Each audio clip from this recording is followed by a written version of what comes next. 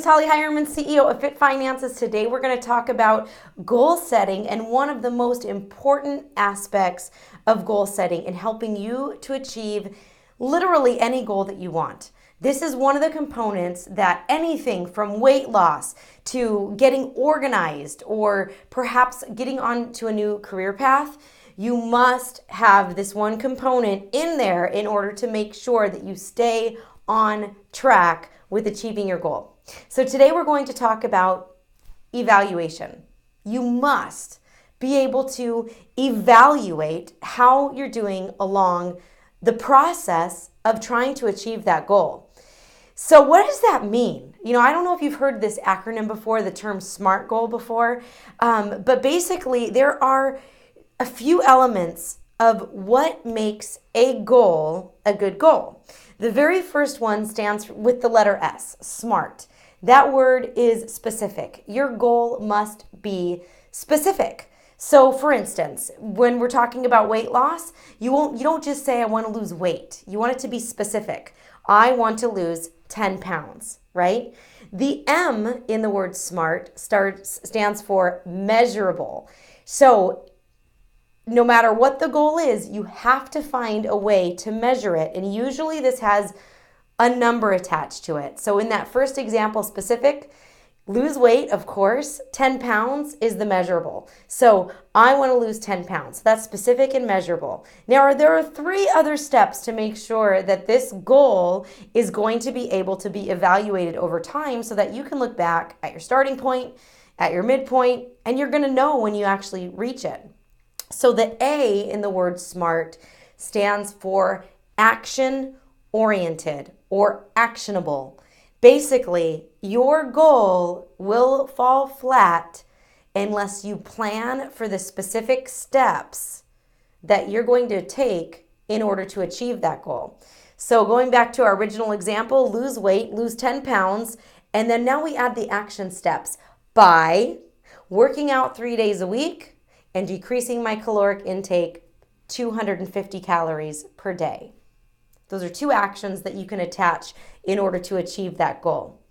The R in the word SMART stands for realistic or reasonable. Is this something that you can actually do?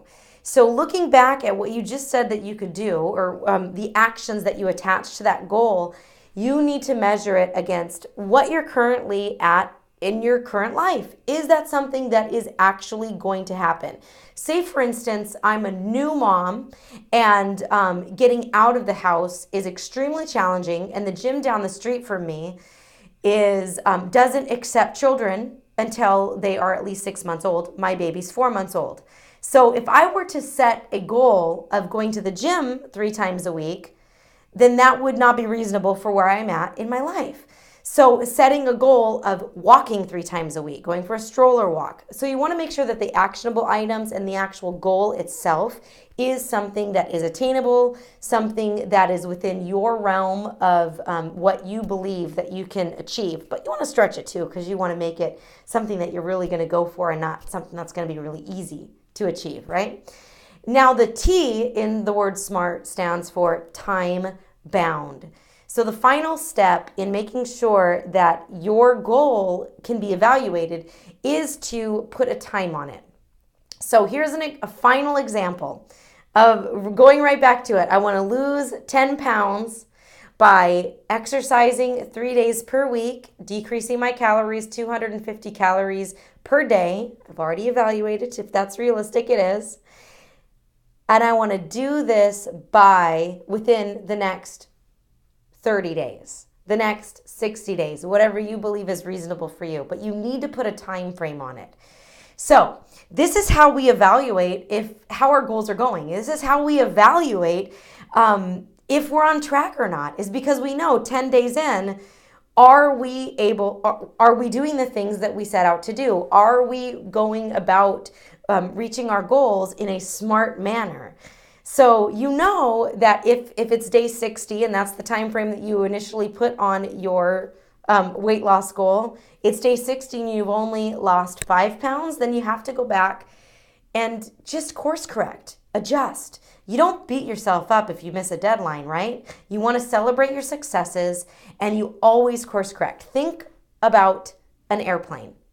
An airplane is off course. I believe the statistic is something around 99% of the time, because what an airplane's computer does constantly is course correct. It's constant. But you can't do that if you're not evaluating where you are throughout the journey. So I hope this video was helpful for you. And if it was, please do feel free to leave a comment below and share with a friend. Have a great day.